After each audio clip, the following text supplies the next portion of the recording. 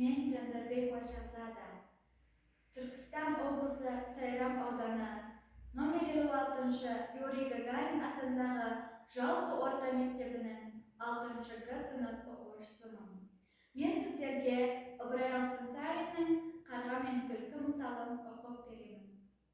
Ашылып түлкі жүрді жапандарда, тамақ іздеп жол шекті сапарларға. Еш нәрсені көре алмай келе жатса көзіне, түсті алыстан жалғыз қарға. Жүгіріп түлкі соған жетіп келді, қарға ағаштың басында мұны көрді. Тістегені аузында тәтті ірімшік, оны көріп түлкіге сөйлей берді. Қарға батыр, әр сөзің күміс, алтын, сырттан халқын тілейді барша халқым. Қарғанындай әуес жоқ деп, осылайша шығады сыртқа даңқым.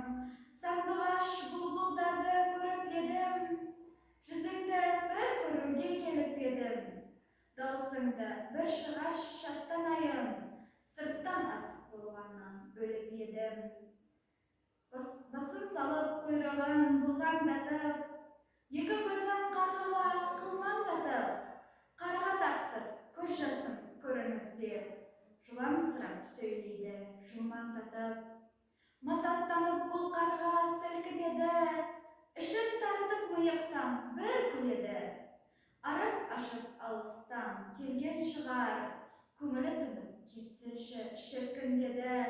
Мақтау сөзге семіріп судай тасып, пәрменінше қарқ етті аузын ашып.